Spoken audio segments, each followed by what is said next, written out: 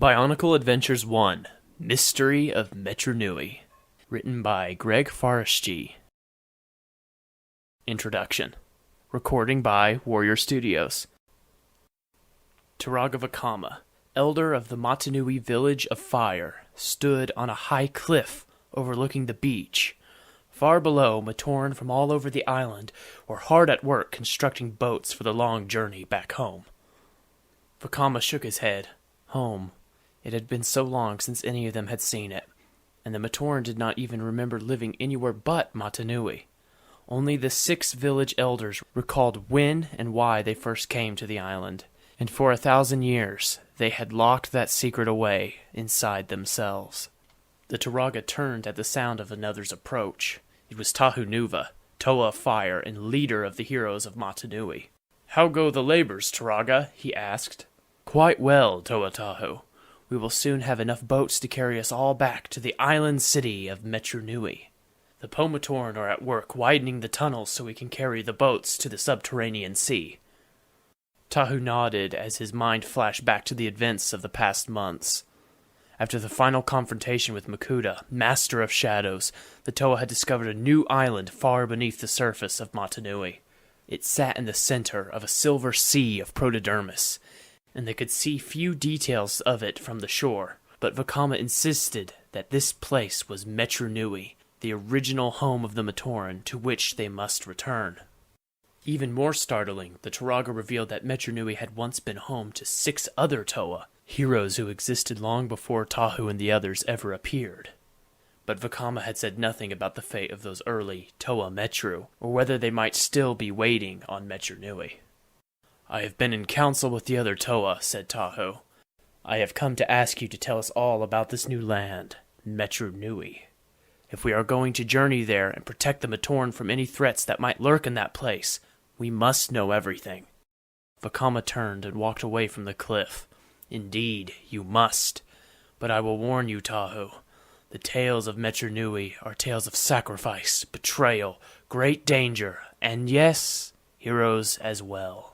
Their telling may change much of what you think you know about myself, the other Turaga, and the Matoran you have served all this time." We are prepared for that, Turaga," replied Tahu. "The Toa have gathered at the great temple of Kini Nui. They wait only for you. Then let them wait no longer, Tahu." The 7 Toa, Tahu, Kopaka, Gali, Pohatu, Onua, Liwa, and Takanuva, stood silently around the Amaya circle. The Turaga had used that sand pit and the stones within it many times to tell tales of the past and future. The Turaga of Fire placed the stone representing Metru Nui in the center of the circle and began. "In the time before time, long before any Matoran set foot on the island of Metru Nui, there was a city of legends. Hear now the first tale of Metru Nui." Chapter 1. Recorded by Lord of the Tree Frogs. Kapura walked slowly along the outskirts of the district of Ta Metru, his eyes scanning the ground. Most of the homes and factories in this part of the Metru had been abandoned lately. With the residents moving closer to the heart of the district, it was Kapura's job to make sure nothing of importance had been left behind. He paused in front of a massive, blackened building that once housed a forge. Here, construction tools and other equipment had been cast from molten protodermis before being sent on to Metru for finishing. Now, in the interests of safety, that work had been transferred away from the outskirts by order of the city's elder, Turaga Duma. Kapura spotted a disc launcher used in the sport of Akilini on the ground, and bent down to pick it up, only to discover the handle was cracked. He walked on. This was an important task, his fellow workers had told him, and important tasks were best done slowly and carefully. Had Kapura looked up, he would have seen the skyline of Ta Metru, home of the makers. Cone-shaped factories scorched by ages of use stood next to the homes of smiths and crafters. These were the Matoran who molded protodermis, the substance of which everything on Metru Nui was made, into thousands of shapes and forms, A molten river of raw protodermis ran through the center of the district, drawn from below the city and fed into the great furnace. From there, it traveled to each factory to be turned into masks, tools, and anything else that might be needed. Dominating the skyline was the Colosseum, home to Taragaduma and the tallest building in all of Metru Nui. For as long as anyone could remember, the sight of the Colosseum had brought a feeling of safety and security to Matoran. But now, Kapura counted slowly as he walked. 6, 7, 8. At least 8 of the workers at his factory had vanished lately. Where they disappeared to, and why, no one knew. But there were plenty of rumors. The Matoran stopped. Something had moved off to the right. It didn't sound like another Matoran, or even a wild Rahi beast. It was a soft, slithering sound, as if something was dragging itself across the ground. The sound grew louder and seemed to multiply. Kapura felt the urge to run, but his feet would not move. He forced himself to turn around and look. 4 thick, blackened, twisted vines were snaking their way out of cracks in the ground, weaving in the air, as if momentarily unsure of what to do. Then they wrapped themselves around the empty factory and began to climb, winding around again and again until they covered the building from top to bottom. Kapura's eyes widened as the vines started to squeeze. Solid protodermis crumbled before their strength. The building groaned and cracked, collapsing in on itself in a matter of seconds. As if satisfied, the vines pulled away and began to move toward another structure. It was then that Kapura found his voice, but he could speak only one word, and that in a horrified whisper. Morbuzak. In another section of the city, a second Matoran was also thinking about the dreaded Morbuzak plant. The vines had been appearing on the outskirts of the city for some time, wrecking structures and forcing residents to flee. No one knew where they came from or how to stop them. All that was known was that everyone who challenged the Morbuzak vanished, never to be seen again. But this particular Matoran wasn't worried about the damage the plant was causing. Instead, all his attention was focused on a tablet decorated with a most interesting carving. The picture showed the combined power of 6 discs defeating a giant Morbuzak root. Discs, called Kanoka in the Matoran language, were a common sight in Metru Nui. They were created in every metru and used primarily for sport, as well as for defense against the wild beasts called Rahi. Discs found to be of the right purity and power level were forged into masks of power. But the discs in the carving could not simply be any old Kanoka the Matoran knew. These had to be the 6 great discs of legend. Under the picture of each great disc was inscribed the section of the city where it could be found, and the name of a Matoran. Nuri, Akmu, Vizola, Tahuti, Eri, and Orkham. When he was done examining the carving, the Matoran turned to Nadiki, the strange 4-legged being who had brought it. "What is it I'm supposed to do?" "I think it would be obvious," hissed Nadiki from the shadows. "Get the 6 great discs. I don't care how. Then give them to me, and I will take them somewhere safe." The Matoran frowned. "If they truly exist, these are the 6 most powerful Kanoka discs in Metru Nui. This would be beyond price. What do I get out of this?" "You will be well paid, Matoran," Nadiki replied, smiling in a particularly nasty way. "Plus, you will get one more benefit. If you're successful, I won't come looking for you." All right, I get the idea. But why is this so important? Even if these Matoran could get their hands on the great discs, they wouldn't dare to try to stop the Morbuzak themselves. "It's not Matoran we're worried about," came the answer. "It's so-called heroes, Toa Metru. 6 Toa Metru." With that, Nadiki was gone. The Matoran watched him go, thinking, 6 Toa Metru? How is that possible? Moments before, they had been Matoran. 6 strangers, each from a different metro, brought together by a plea for help from Toa, the hero of Metru Nui. Now, in the heart of the great temple in Metru, they had been transformed. Where once 6 Matoran had stood, now there existed 6 new Toa Metru. Wanua, once an archivist in Onu Metru, and now the Toa of Earth, voiced the thoughts of them all. Since when are Matoran just zapped into Toa? Nuju, former seer and now Toa of Ice, answered, when uncertain times lie ahead.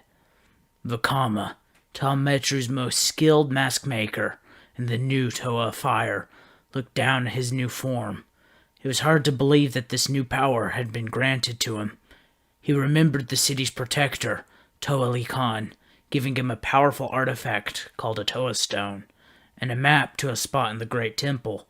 Then Khan was captured by 2 strange creatures, one a 4-legged foe, and the other huge and powerful. Heeding his last wish, Vakama had taken the Toa Stone to the temple, only to run into 5 other Matoran with similar missions. They placed their stones on top of the shrine dedicated to Toa. Before their eyes, the Toa stones began to pulsate, and then rose into the air.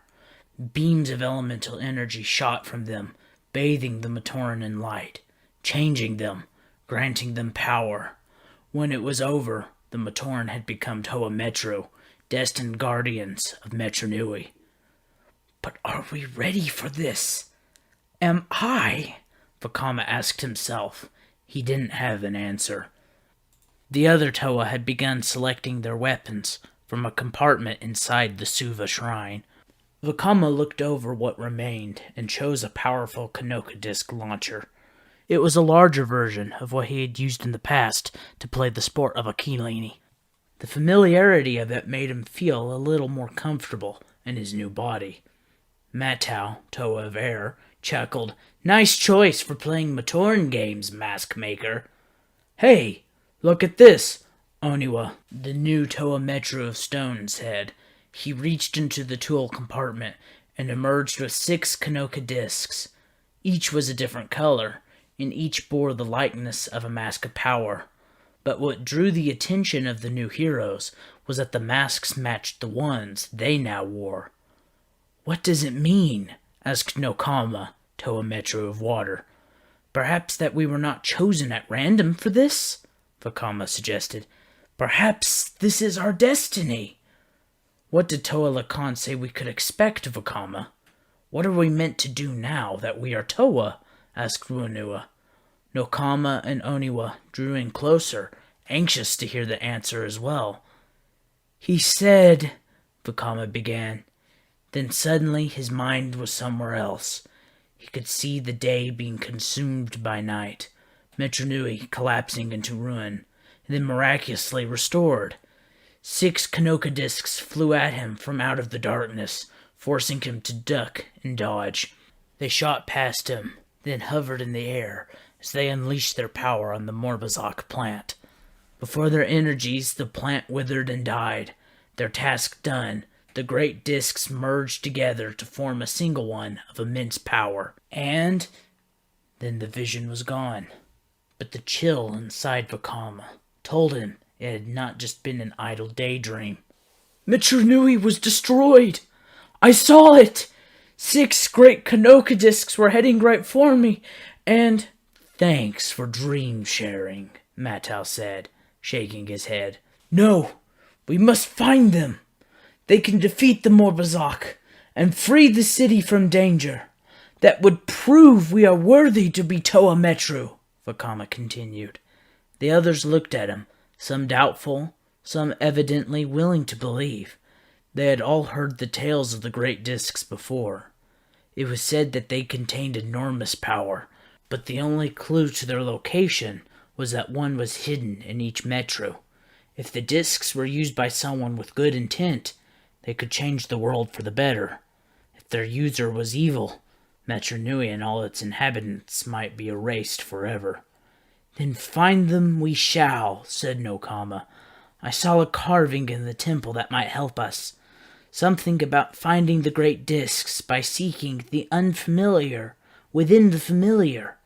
But the rest seem to be riddles. What do you think, Vakama? But the Toa of Fire was not listening. In his mind's eye, he saw 6 Matoran, each with a great disc. He knew their names, but could not see their faces. Worse, the shadows behind them were alive with danger. Vakama could see a pair of fierce red eyes hovering in the darkness, and a 4-legged creature stalking the Matoran. He had seen that figure before, in real life, struggling with Toa Khan. Vakama knew how powerful and evil this being was, and the memory made him shudder. Nuri, Orkham, Vizola, Akmu, Eri, Tahuti, Vakama muttered. They can decipher the riddles. They can help us find the great discs. But beware of a dark hunter who walks on 4 legs. You spent too much time at the forge, Fire Spitter, answered Oniwa. Your head needs cooling down. I trust Vakama, Nakama said. If he believes these 6 Matoran can help us find the discs, then we must seek them out. When we have found them, we will meet back here. Good luck to us all. If my vision is true, thought Vakama, we will need far, far more than luck. The Toa Metru said their farewells and went their separate ways. Only Nokama and Vakama remained behind, staring up at the great temple. Vakama, do you really think Metru Nui is in danger? Perhaps from something more frightening than the Morbazak? I know that there is darkness coming, Vakama replied. Toa Khan said we had to stop it. He said we had to save the heart of the city. I don't know how or why, but we have been chosen. Then may the great beings protect us all, said the Toa of Water. Chapter 2. Narrated by Trajan M. Toa no Kama turned and began walking farther into Ga Metru. All was quiet. This was traditionally the most peaceful section of Metru Nui, home to scholars and scientists. Often the only sound that could be heard was the rush of the Protodermis Falls. Ga Matoran passed her on the street, looking up with awe and wonder. Some were old friends, but no one seemed to recognize her. When she did stop someone and say hello, the Matoran shied away from her and scurried off. Nokama frowned. She had never nursed any dreams of becoming a Toa. She enjoyed her life as a teacher in Ga Metru, gaining new wisdom each day and passing it on to others. Her happiest moments had been spent in a classroom or showing her students the ancient carvings at the Protodermis fountains. Now that she was a hero, she was starting to realize what a lonely role it could be. At least my first task will not be a hard one, she thought. Vizsla will gladly help me. As she walked along the canals past the beautiful temples of Ga Metru, she remembered when she had first met her friend. Vizsla had been a student in one of Nokama's classes. The Ga Matoran had been eager to learn, almost too eager. In her enthusiasm, she always seemed to make some mistake or other. Then she would get flustered and make another and another until her project was a mess. Eventually, Nokama realized that if she spent extra time with Vizsla, the Matoran did better work. They became friends and still were, even if sometimes it was a stormy friendship.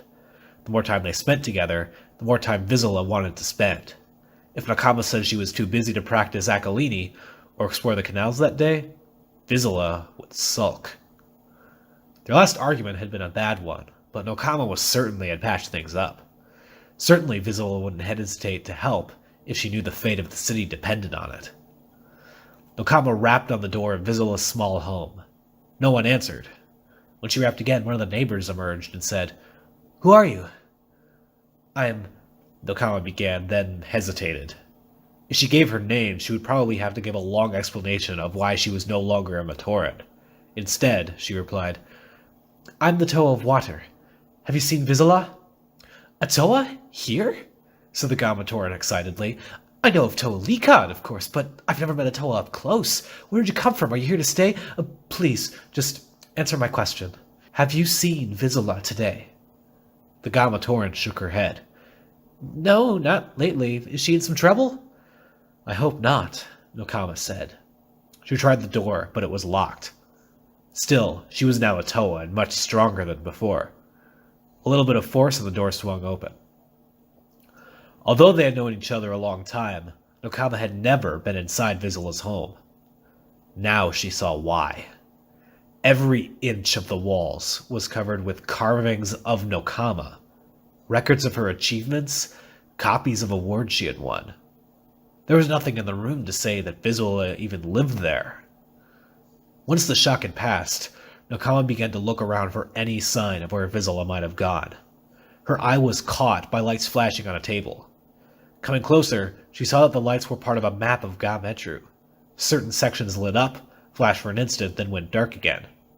With no better idea, Nokama moved her hand from section to section as they lit, hoping to find a pattern. There was a sound of stone grinding against stone. Then the center of the map opened up, and a tablet rose from inside the table. Nokama picked it up and saw it was Vizsala's journal. She almost put it back. Then she remembered the real fear in Vakama's face when he spoke of his visions. If Metru Nui was in danger, Nokama could not afford to ignore any possible clue.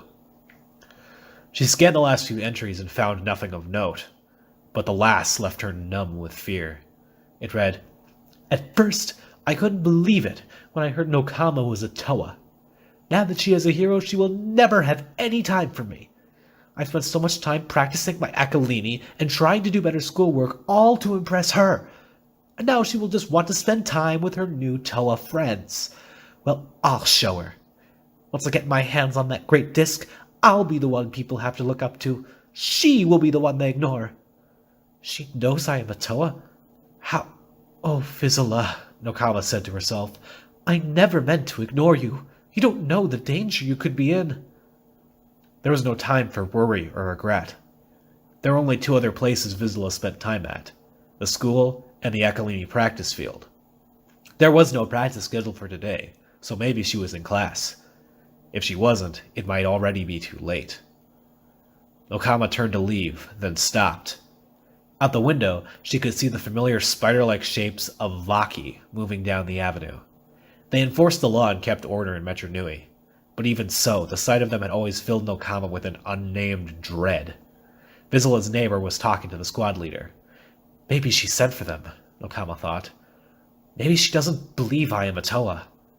Especially since I can hardly believe it myself.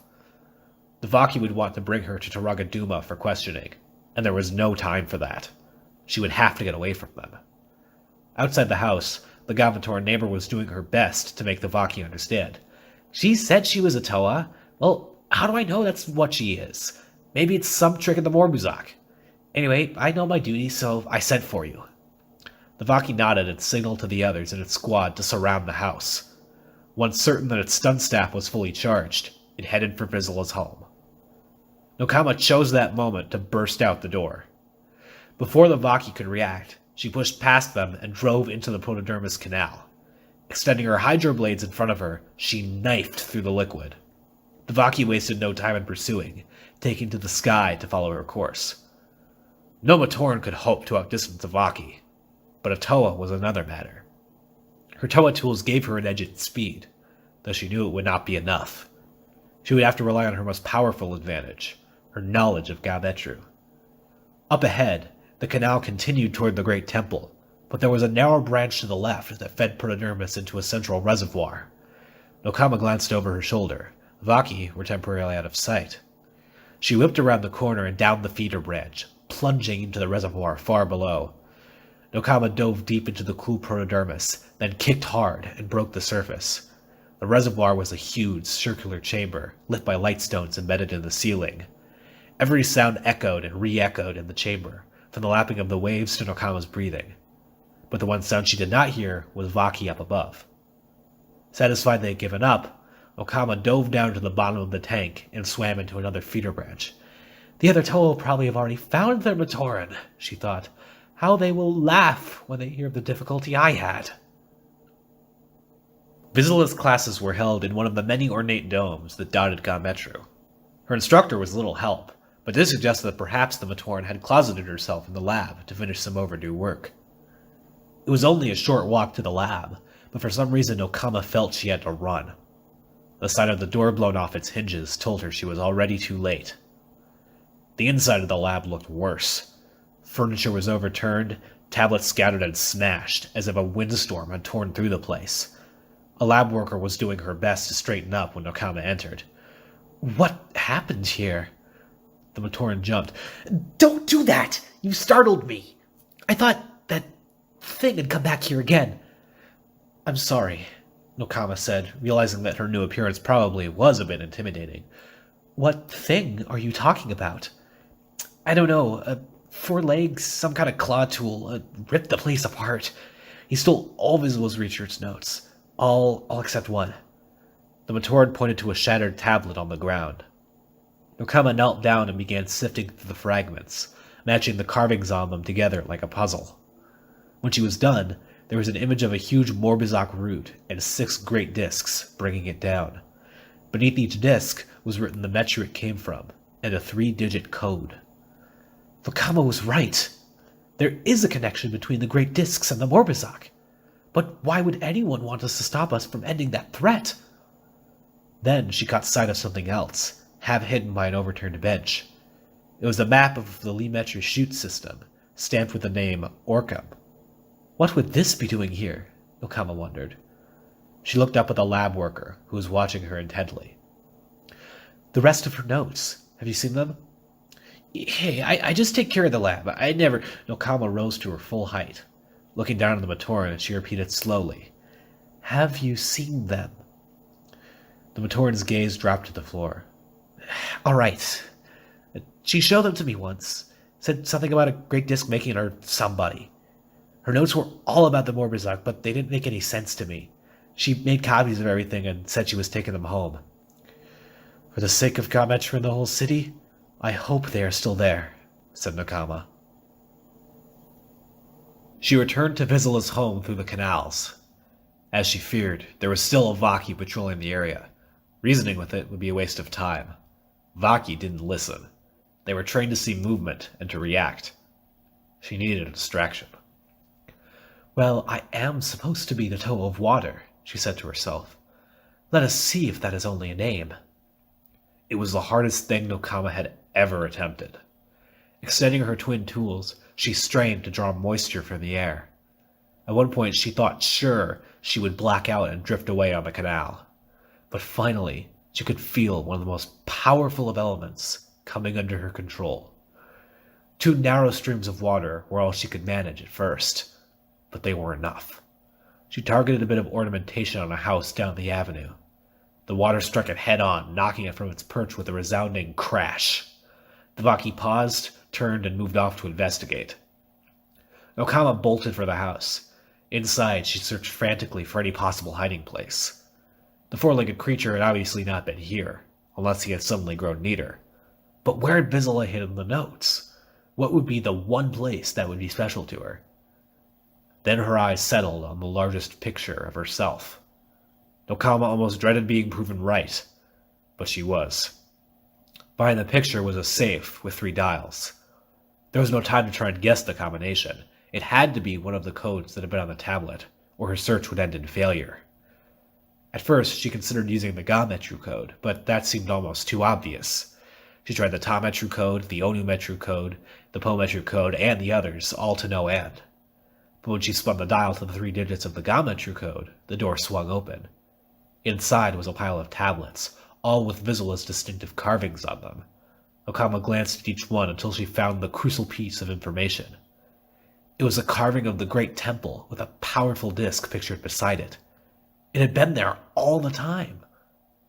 Vizila must have gone there to retrieve the Great Disc, thought Nokama. But if she doesn't know about that 4-legged monster... Nokama turned and raced out of the house. She didn't even worry that the Vaki might pursue her again. Let it follow me. I could use the help.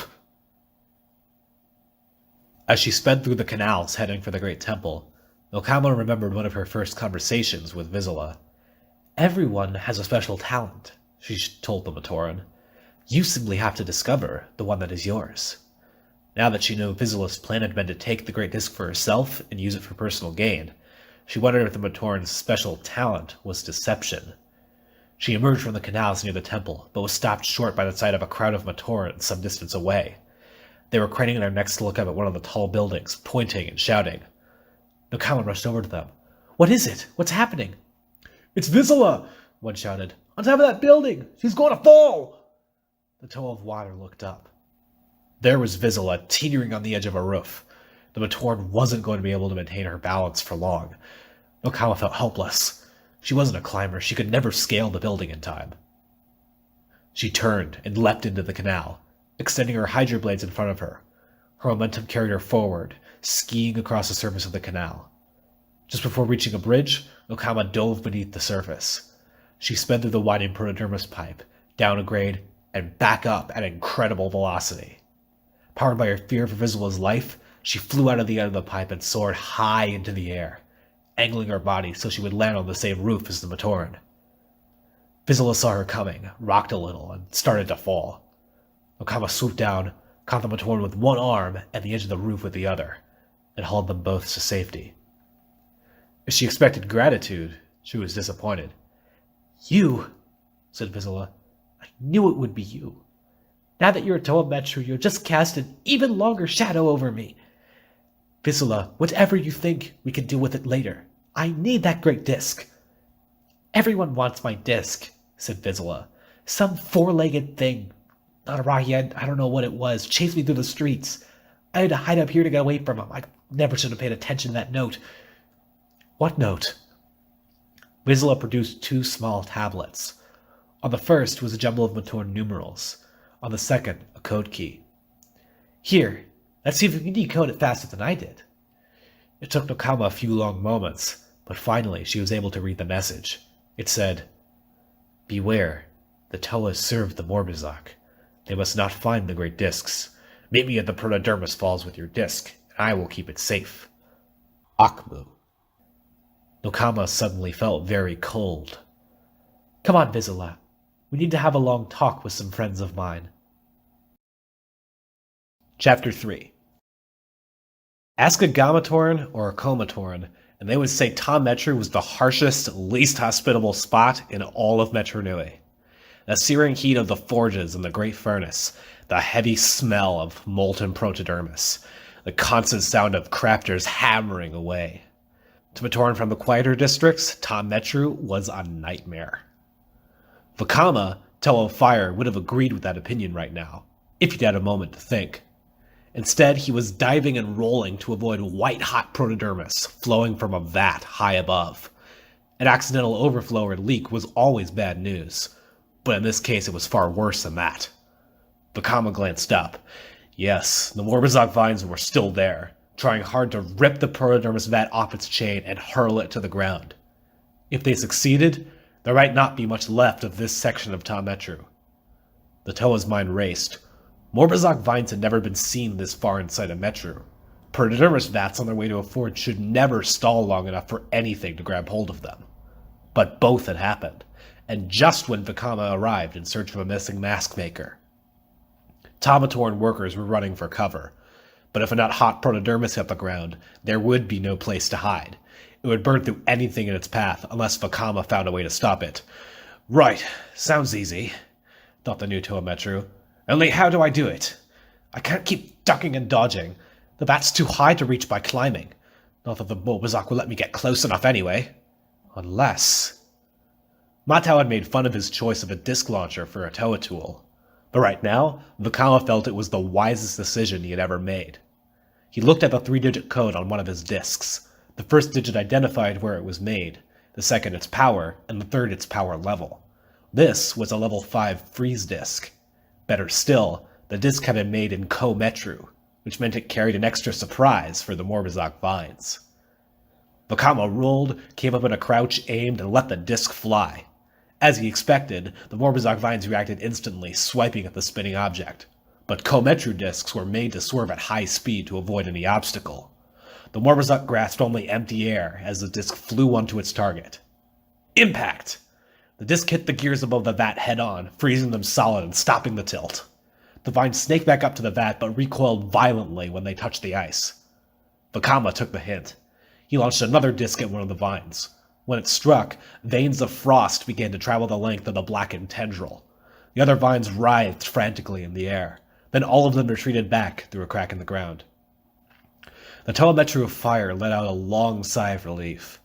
The forge was safe, and more importantly, he had learned that the Morbizak hated the cold. He was puzzling over what that might mean when the control room attendant came rushing over. "That was amazing," said the Matoran. "I thought we'd seen the last of the Toa when Likan disappeared. If you hadn't been here—" "I did what I had to do," said Vakama quietly.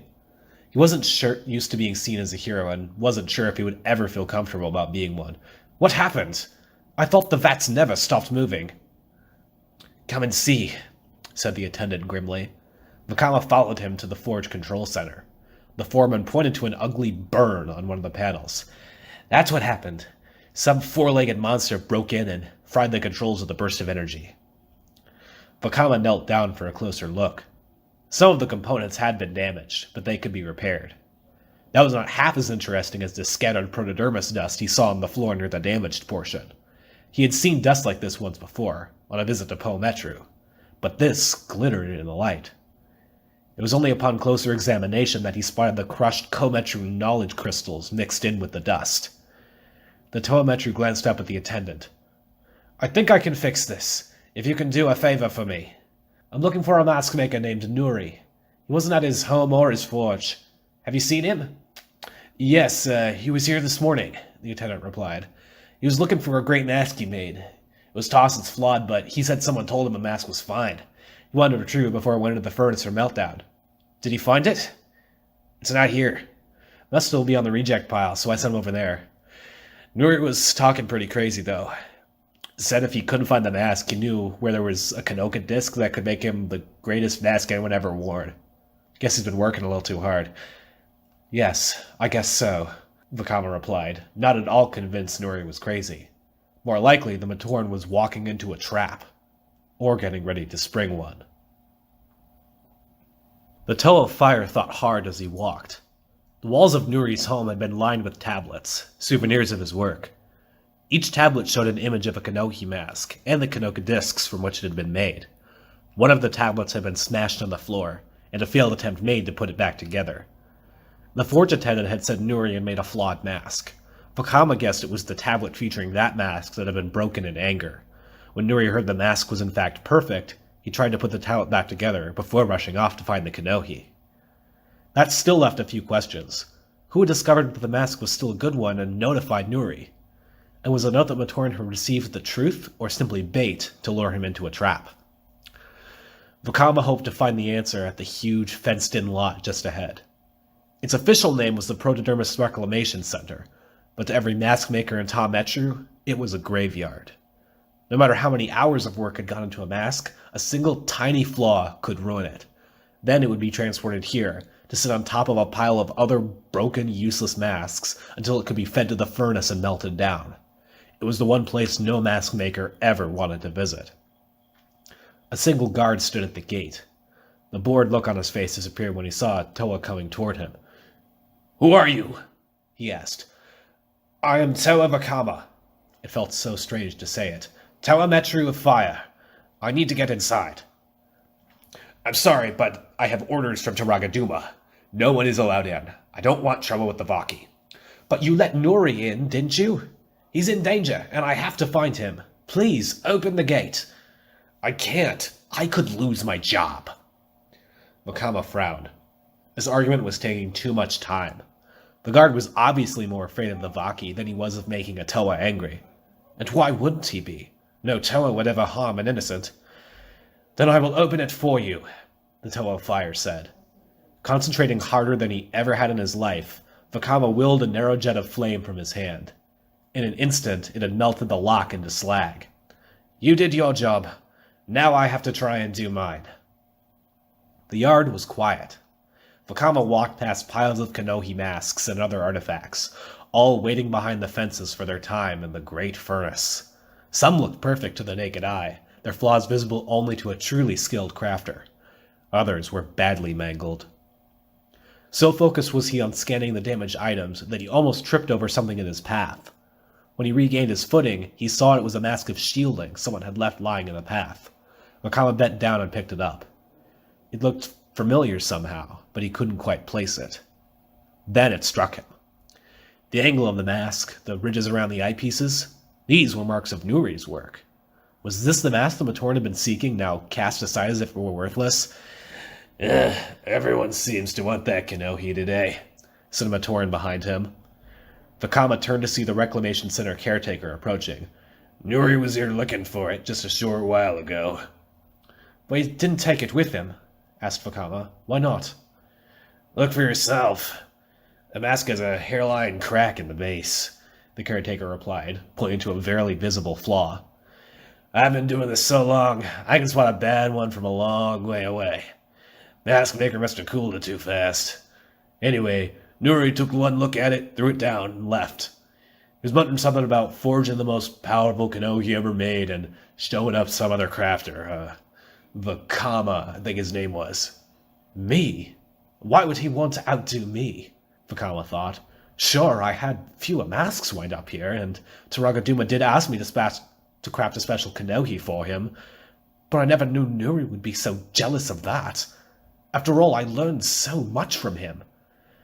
I guess masks aren't the only thing that can hide their flaws, the Toe of Fire said. Do you have any idea where he's gone?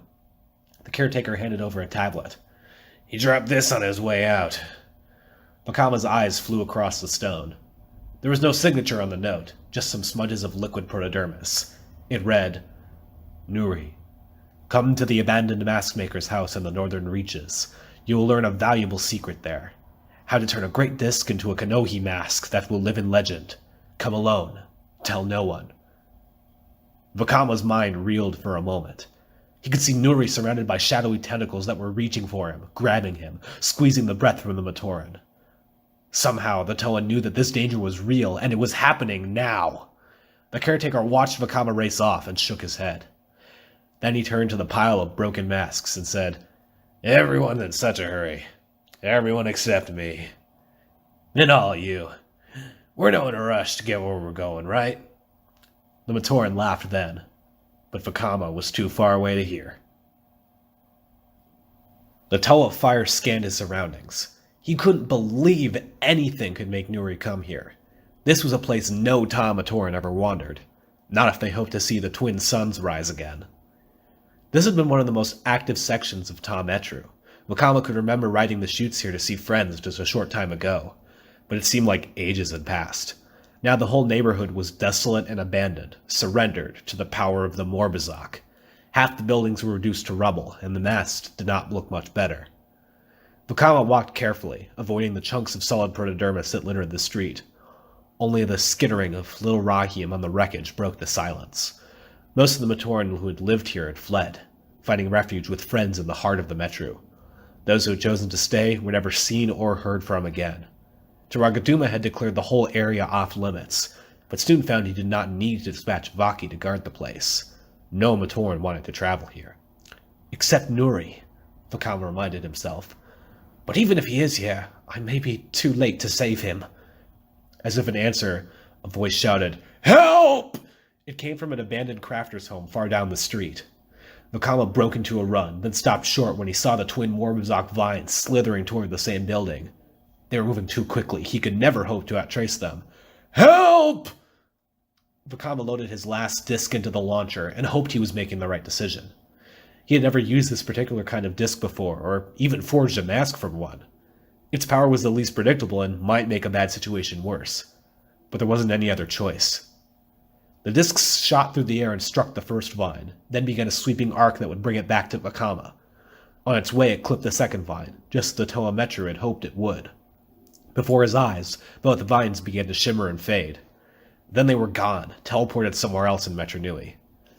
Vakama hoped he had not just created a greater danger for someone else to deal with. The door to the house was unlocked. As soon as it was open, a cloud of protodermis dust flew out, blinding and choking Vakama. When he could see again, he discovered the way in was blocked by rubble. Who's there? Help me! I'm trapped back here! It was Nuri's voice, coming from somewhere beyond the pile of protodermis. The Morbizak vines had brought down the roof, and were no doubt getting ready to start on the walls when the Toa Metru showed up. For a moment, Vakama considered using his elemental power to melt through the obstacle, but his powers were so new and he had too little control over them. Make a mistake and the whole district might burn. No, he would have to do it the hard way, block by block. Vakama removed one chunk of protodermis. When he took out a second, the rubble shifted, and more fell from the roof. "Hey, watch it!" Nuri shouted. "What are you trying to do?" Vakama began again, proceeding more carefully. He shifted a block, paused, shifted it some more, until he was certain it wouldn't cause a collapse. It took a lot of careful work, but he finally managed to create a big enough opening for Nuri to crawl through. The Matoran was coated in dust, but did not seem hurt. "I thought I would never get out of there," said Nuri. Then he looked up at his rescuer for the first time. "Vakama! You? Are you all right? What are you doing here?" "Okay, why shouldn't I tell you? I came here to learn how to turn a great disc into a mask of power you could never dream of making. Then I would be the one others came to for the important Kanohi." In all the time Vakama had worked as a mask maker, he had never once raised his voice. It had been Nuri who had first hired him as a mask-making apprentice, and Nuri who had taught him the basic skills. But now, as Vakama thought of all he had been through to find the Matoran, he felt anger rise in him. "Look around you, Nuri," the Toa said harshly. "Look at what the Morbizak has done to our city. There is no time to be thinking of personal glory. Everyone has to work together to stop this menace. That great disc you have is the key to saving Metru Nui. I don't know how, but it is. You have to tell me where to find it." Nuri looked shocked.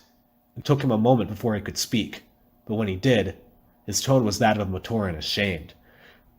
"The great disc? I didn't know. Yes, I will gladly help you find it." The two left the house and started walking out of the abandoned zone. Although Nuri spoke under his breath, Vakama could hear him saying, "We'll get the disc, we'll stop the Morbizak, and everyone will know that I saved Metru Nui." The Toa Metru of Fire could only shake his head and walk on. Chapter 4. Recording by Nemetron. Wenua stood before the south gate of the Onu Metru archives, about at the end of his patience. "All right. For the fourth time, I am Wenua. I worked here my whole life. I need to get inside and find Tahuti before he does something we're all going to regret a whole lot." He waited for an answer from the gate guard, who did not look impressed by the sight of a Toa Metru of Earth. Wenua considered finding another access to the archives, but given that they covered almost the entire Metru, it could be a long shoot ride to another gateway, and there was no guarantee the guard there would be any more cooperative. "Okay, you look like a Toa," said the guard, "but not any Toa I've ever seen. And Wenua? Wenua is an archivist, and he sure doesn't carry twin drills like yours. If you don't want to give me your real name, fine, but I can't let just anyone in." Wenua did his best to hold his temper. It would take too long to explain about how artifacts called Toa stones transformed 6 Matoran into Toa Metru, even assuming the guard would believe that. Even more frustrating was the fact that his great mask of power might prove a help here, but he didn't even know what that power might be yet. "Can you at least tell me if Tahuti is here?" The guard chuckled. "Tahuti is always here, Toa Wenua. He spends his whole life down with the exhibits. He showed up here all excited about some shipment or another, probably another Rahi only his mother could love. But there is nothing on the ship's schedule for today." Wenua frowned. When he had first found out Tahuti was missing, he went to the archivist's home. There he found a note offering an exotic Rahi for the archives in exchange for a great disc. The note featured a crude drawing of the Rahi and was signed by a Metru Matoran named Visola. From the sound of things, Tahuti had rushed right over to make the exchange. The Toa Metru of Earth made his decision. He pushed past the guard and went to the doorway. "Call the Vaki if you want to. I have to get in there. Now where did they hide those levers today?" While the guard protested, Wenua ran his hands over the surface of the doorway. The archives boasted a unique security system. Each door had 3 hidden levers whose location was changed every day. They had to be thrown in the right combination for the door to open, and that changed every day too. Every Matoran believed it to be the perfect protection against intruders. "Go ahead," said the guard. "No one has ever made it past that door. You won't stand." Wunua threw the levers. 1, 2, 3. The great door opened with a hiss. The toe of earth turned toward the guard and said, "What was that? Couldn't hear you over the door opening." To Wunua, the Metru archives were more than a storehouse or a museum. In his eyes, they were more magnificent than the crystal knowledge towers of Metru, the great temple, and the sculpture fields of Metru all put together. The main floors extended for a great distance in every direction, and when they had taken up most of the space in the Metru, work had begun in the lower levels and sub-basements. The archives now occupied the subterranean depths of the city, extending far beyond the boundaries of Metru. Nor could it be said that the archives were finished. As more exhibits were added, Matoran workers continued to dig deeper and deeper down to find space to house them. Over time, they and the archivists had become so accustomed to the dim light on the ground that the brightness of the twin suns was hard on their eyes. On the outside, the archives looked grim and imposing. Inside, it was a vast treasure trove of every creation that had ever walked Metru Nui. Rather than the dry historical records and prophecies of Metru, this was a living museum. Every Rahi beast, every insect-like Borak, every creature in the archives was part of a living record. Inside their protodermis stasis tubes, they were alive but suspended in time forever. Wunua walked into the first of the Rahi wings, enjoying a familiar sense of the archives. He nodded a greeting to one of the oldest exhibits, a Nui Rama captured in flight whose stasis chamber hung from the ceiling high above. All around, archivists scurried back and forth, pushing their transport carts. These were used for moving exhibits of all sizes through the subterranean protodermis-lined tunnels. Wunua turned and headed for Tehuti's pride and joy, an exhibit of a Khanera bull. Before he had even walked through the archway, he could see something was wrong. The section looked like a live Rahi had passed through, shattering the display case and scattering artifacts. Fortunately, only the outer shell had been broken. Had the inner casing been cracked, the Rahi inside might well have come to life again and rampaged through the archives. Wunua spotted Tehuti's transport cart in a corner, empty. Lying near it was a hammer, the kind used in Metru forges. The archivist in Wunua was dismayed. Metru artifacts belonged in one of the sub-levels, not in a Rahi section. It was only when he looked again at all the damage that he realized why the hammer was there. Who would want to sabotage these relics? He wondered. Someone from Metru? Why? Shrugging, Wunua moved on to the next exhibit hall. Here were more Rahi, even larger ones, and carvings of those that had either eluded capture or whose displays had been moved into storage. The tour Metru of Earth was looking for anything out of place, when one carving caught his eye. It depicted a massive Rahi with 4 legs and a long, muscular tail, ideal for striking out at opponents. Carved underneath the picture were the words Nui Jaga, found in Metru near the sculpture fields. Beside that was the name of the carver, Arkmu. A Nui Jaga, he thought, a Metru Rahi. But this is the same beast Visola offered in trade for the Great Disc. As an archivist, Wunua was skilled at starting from the present and working back. No Matoran would even know what a Nui Jaga was, most likely, let alone have one captive to trade. The offer to Tehuti had been a fake, probably written by someone other than this Visola. It was bait to get Tehuti to the archives so the Great Disc could be stolen from him. That thought made him realize something even worse. Whoever was trying to get the Great Discs, possibly that 4-legged hunter Vakama talked about, might be right here in the archives, planning an ambush. For a moment, he wondered if he should try to find help, maybe a Toa, or even the Vaki. Then he remembered he was a Toa. It was his job to face danger and overcome it, and nothing would make him risk the safety of his archives or his city. He ran for the nearest exit to the outer dock. Still getting used to his new, far more powerful form, he stumbled a few times and almost crashed into a display of parasitic Krana.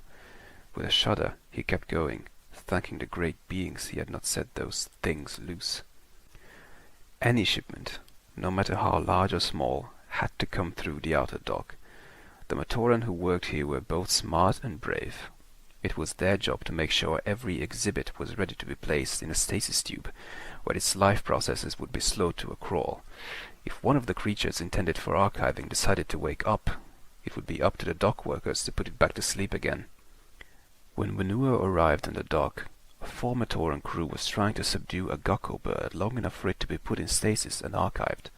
The powerful winged beast was objecting.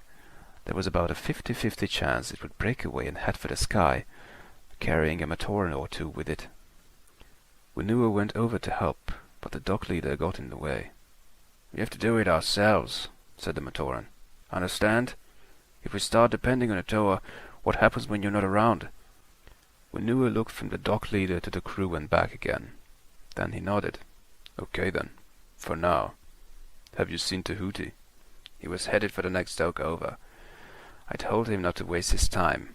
This Rahi was a last-minute find, but there aren't any others on the schedule, and nothing from any of his solar." "I know. I'm pretty sure he knows too," replied Vanua, turning away. "Make sure that Gecko's fast asleep. Last time one got loose, it brought down half the exhibits in sub-level 3. "How did you know about that?" the dock leader asked, but the toe of Earth was already gone. Vanua pounded around the corner. All he could think about was finding Tahuti in time and stopping him from doing something the whole city would regret later. He scanned for any sign of the Matoran, or for signs of a trap. What he found was a well-concealed hall with a narrow ladder leading down into darkness. On a hunch, he began to climb down. He had made it about halfway when a rung gave way beneath his foot. The next thing he knew, he was falling, and falling, down, down into the sub-levels and sub-levels of the archives, and then farther still, thinking to himself all the while, "Stupid, stupid, stupid, stupid!" Thoughts rushed through his mind. Was this the trap set for Tahuti, and had the Matoran already fallen into it? Just how far down did this pit go? And could even a Toa survive such a plunge? Vanua found out in an instant later, when he came to a crashing halt far below the lowest levels of the archives. Despite spending a lifetime working here, even he had never been this far down before, but he had heard rumors of a level far below the surface, where exhibits that had proven potentially dangerous were placed for safekeeping. The tall Metru of Earth sat up and groaned. His bruises had bruises and his head was pounding. With a great deal of effort he rose. The hallways down here were even darker and more narrow than the ones above. Light stones were few and far between. Anyone who came down here left in a hurry, so why waste illumination? He had only taken 3 steps when he heard the sound every archivist dreads. It was a unique crunch, the sound of stasis tube fragments being crushed underfoot. Vanua forced himself to remain calm. So one of the cases was broken. So what? Maybe it's only the outer shell that was damaged, and there is nothing to worry about. Yes, it had to be the outer shell, because if it was the inner shell, then something would be loose down here. Something very nasty. He had seen it happen before.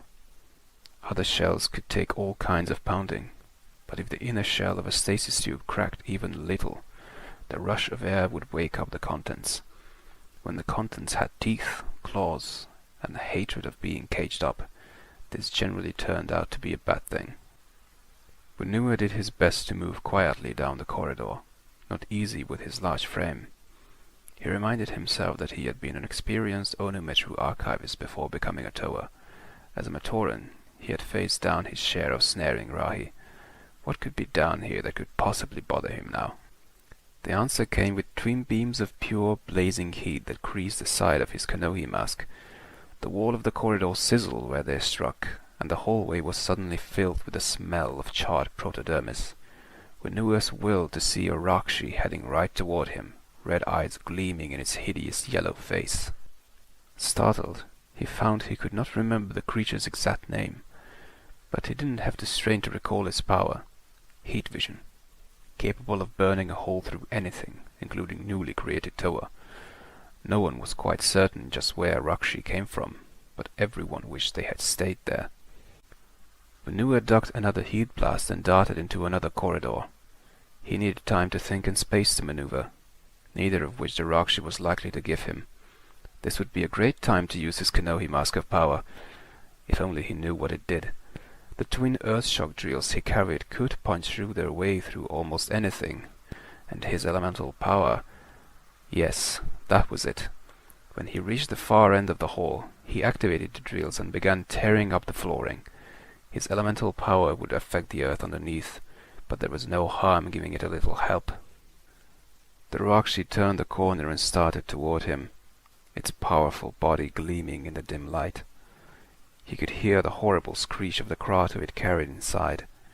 Twin shafts of red shot toward him from the Rakshi's eyes, Vanua barely moving aside in time. Then it was the moment to go to work. The Toa Metru looked down and did his best to ignore the advancing creature. He willed the earth to rise, to form an impenetrable wall between him and the Rakshi. He could see the soil beginning to shift, running together and then swirling as if mini cyclones had taken hold. It was a toss-up who was more shocked by what happened next, the Rakshi or Vanua. A mound of earth suddenly rose from the floor, hardening rapidly and blocking the creature from coming closer. Vanua took a step back and smiled, imagining how the other Toa would feel when he told them about this. Nuju probably couldn't even manage an icicle, or Onawa move a pebble, or... The celebration came to an abrupt end. Twin red spots appeared on the earth wall, glowing brighter and brighter every moment. While Vanua had been patting himself on the back, the Rakshi was focusing its power to melt the obstacle in its path. Okay, maybe I won't tell the others about this, Vanua decided. He ducked into a doorway just as the wall crumbled. There was something Tahuti had said about yellow Rakshi once, if only he could remember. What was it? Tahuti was always on about one piece of exhibit trivia or another. Then it came to him. Right after it uses its heat beams, the Rakshi's eyesight is weakened temporarily. Tahuti had been right too, for the creature walked right past Vanua's hiding place without spotting him. Once the Rakshi was gone, Vanua fought a strong urge to get out of the archives. Then he remembered that Tahuti might well be down there, and if he was, the Rakshi would find him. Like it or not, he had to go on.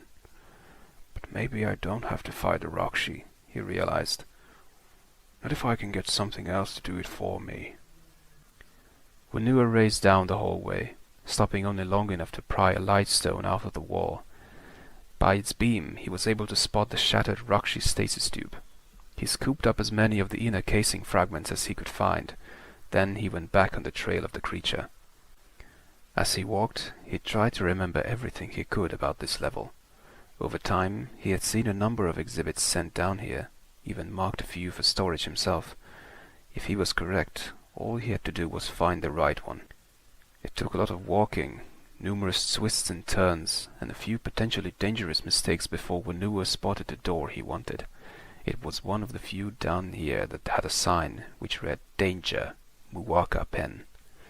He could hear the great Rahi cat pacing and growling behind the door. Food was sent down to it once a day from the upper levels through a small chute, but Muwaka were notorious for always being hungry. Better still, they did not get along with Rakshi at all. Vanua took a deep breath. This was going to be tricky.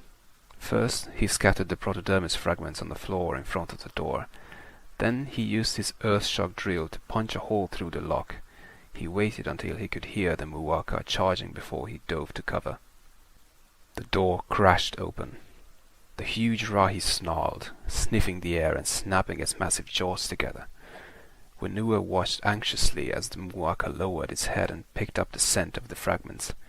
The beast's eyes narrowed at the smell of the Rakshi, and it took off at a run. Vanua followed. Letting another creature loose down here went against his nature as an archivist, but it would be easier to cage the Muwaka again than a Rakshi. He just had to hope the Muwaka found a Rakshi before either found Tahuti. He was deep in the heart of the storage level when he heard the snarls up ahead. The sounds were followed by red flashes of heat vision, then an impact that shook the entire section. The Muwaka had tracked down his prey. Wenua rounded the corner to see Rahi and Rakshi locked in a mighty struggle. Ordinarily, the Rakshi would be the clear favorite, but the Muwaka's bulk reduced his foe's room to maneuver. Beyond them, the Toa could see an open chamber where Tahuti strained to get out from under a pile of artifacts. The Toa forced himself to wait for the right moment. When the Muwaka lifted his right forepaw to strike, Wenua dove, slid across the floor past the two creatures, and ended up in the same chamber as the Matoran. "Get me out of here!" Tahuti cried. "I'll do anything!" Wenua worked quickly and carefully, pushing the debris aside and hoping the struggle outside would go on a little longer. "Anything? Then how about giving me that great disc you have while there is still a city up above to save?" Tahuti shrugged off the last few pieces of Metru Nui history and nodded. "I never thought I would be glad to see you. I fell down here and some four-legged Rahi bait demanded I give him the disc. When I wouldn't do it, he brought his stuff down on me and left me here. You want the disc? You can have it. I'd rather be trapped in a broken chute with a horde of Vaki than hold on to it now." Wenua glanced out into the hall, made sure Rahi and Rakshi were still busy, then slammed the door and locked it. "We'll have to dig a new tunnel to get out of here. In the meantime, you can explain why you ever thought a Matoran would have a Nui Jaga to trade for the disc." Tahuti watched in awe as Wenua's earthshock drills went to work on the wall. I knew she wouldn't. My friend Akmu told me all about Nui Jaga long ago, so I knew they didn't come from Metru. I wanted to see why someone wanted the Great Disc, and if they really did have a Nui Jaga, well, you would have traded the city's safety for a new exhibit to put your name on, Wenua replied. "With you for a Toa Metru, Wenua, how safe is the city now?" Tahuti said. "Besides, nothing very bad is going to happen to Metru Nui. Turagaduma will figure out some way to deal with the Morbizak, and everything will be fine." "I hope so." Wenua powered down his drills. He had managed to punch a good-sized hole in the wall. On the other side was another darkened corridor with a distinct upward slope. Hopefully, it led to the main floors. "Let's go," said the Toa of Earth. "We have a long journey ahead. If we run into the Morbizak, make sure to tell it that it's not a threat. I've never seen a plant laugh before." Chapter 5. Reading by Shadowcaber.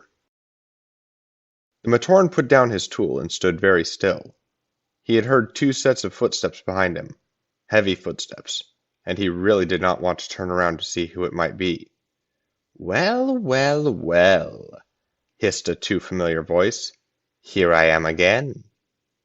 The Matoran forced himself to look. Yes, it was Nidiki again, this time accompanied by a hulking brute with energy crackling from his hands. "I came back to get the great discs," Nidiki continued. "You know, the ones I want very badly. The ones you promised to get for me." I don't have them. Not yet," the Matoran stammered. "But I'll get them. It's just taking a little more time than I thought." "I see," Nidiki replied. He gestured with one of his legs, and his lumbering companion moved toward the Matoran. "This is my friend. He doesn't like Matoran. He particularly doesn't like you." The Matoran looked up at the bestial face of the brute who towered over him. "I'm doing my best, really." "Your best?" Nidiki repeated. "3 of the Toa are close to finding the great discs. Your efforts to trap the Matoran and divert the Toa Metru have been failures. Do you know what that means?" The Matoran swallowed hard as the 2 creatures crowded close to him. No. "It means you're going to do better than your best. I've been to Metru and arranged to keep Toa Nuju busy. I expect you to arrange a little surprise for Toa Matau and get the Le Metru disc. I know you aren't foolish enough to disappoint me again, are you?" The Matoran shook his head. He wanted to say something, but his mouth didn't seem to be working. "Good. Then I hope the next time I see you, you will have all 6 great discs for me. But either way, Nidiki added, smiling. It will be the last time I see you, Matoran. Understand? The two left before the Matoran could answer. They were barely out the door before he gathered up his things and headed for the shoot station. He had an appointment in Metru that he wouldn't miss if his life depended on it. And it sounds like it does, the Matoran thought as he dashed out into the street. Chapter 6. From high atop a gleaming knowledge tower, Nuju looked down upon the landscape of Metru. For the Toa Metru of ice, this was a most unusual vantage point.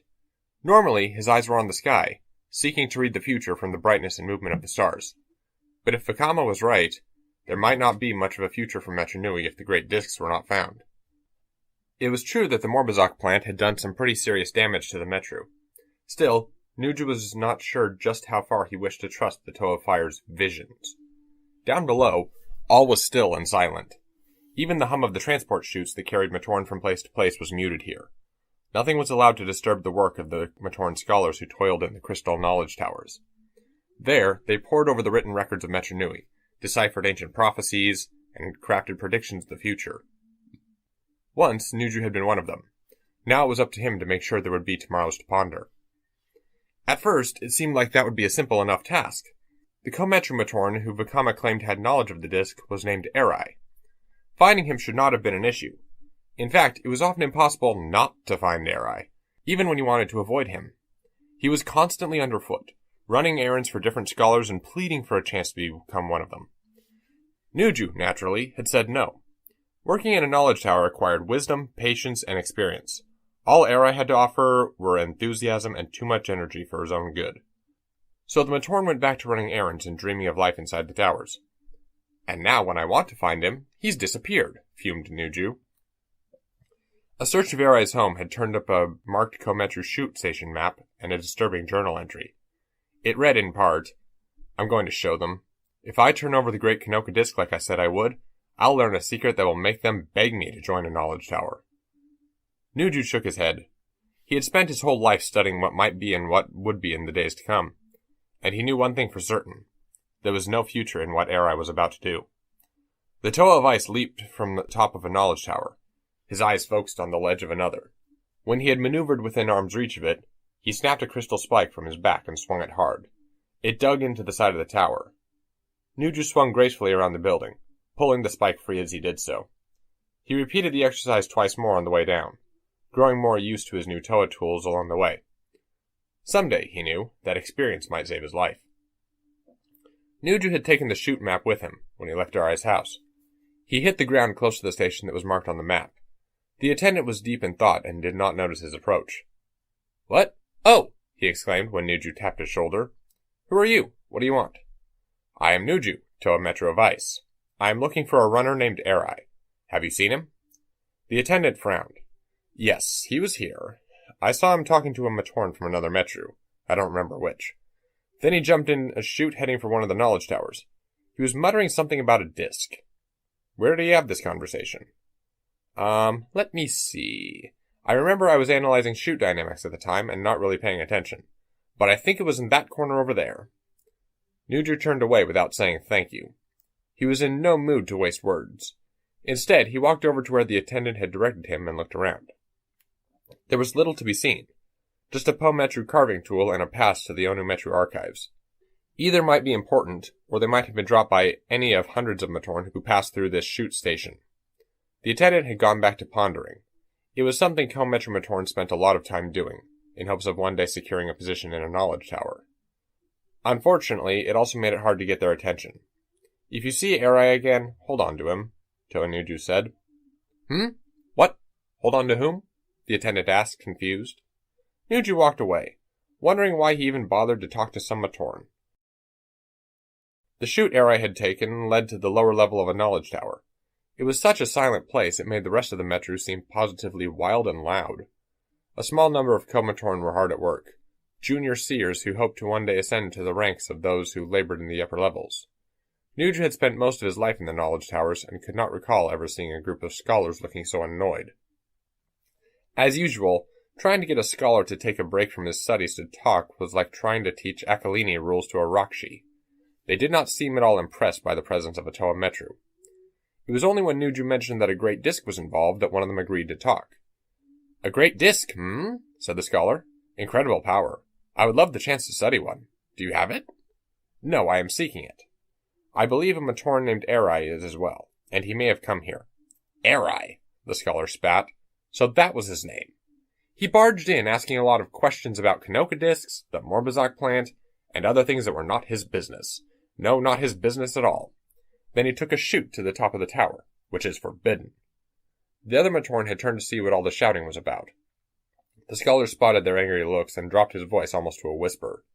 You will find him there, but you must do something for us in exchange for this information. The scholar dug into his robes and pulled out a knowledge crystal a little larger than Nuju's hand. The Morbizak vines have done great damage to our towers, the scholar explained. With this crystal, a new tower can be grown.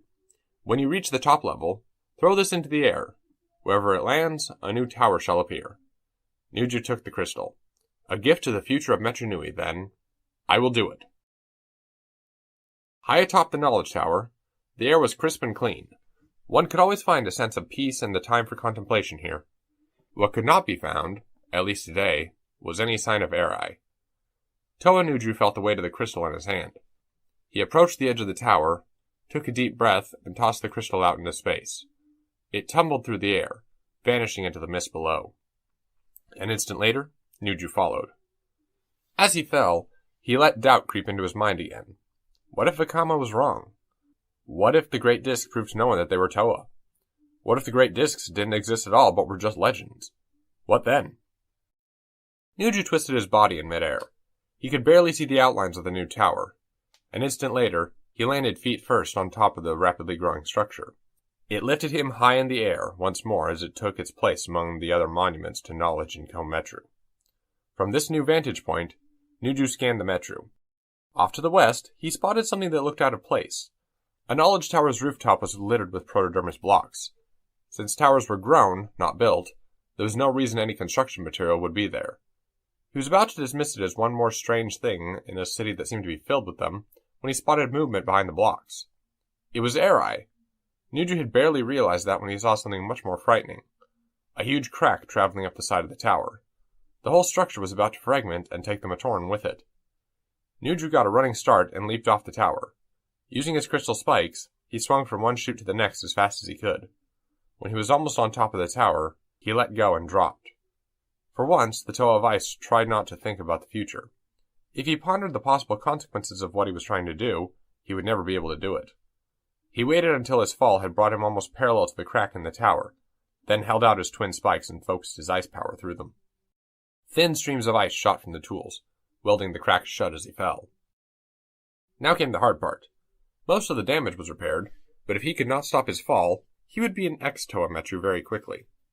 He spun, twisted, and dug one spike into the side of the tower.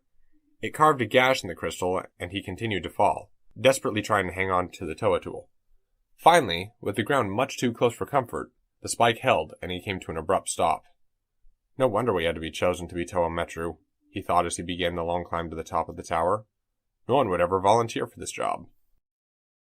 Erai was still where Nuju had last seen him, trapped behind protodermis blocks at the very top of the tower. Worse, the blocks had not been stacked haphazardly.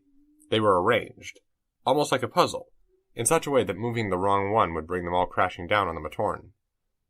Nuju spent a long time staring at the blocks before he gently shifted one. Then he went back to analyzing the barricade. Erai, impatient, shouted, "Are you going to get me out of here? What are you doing?"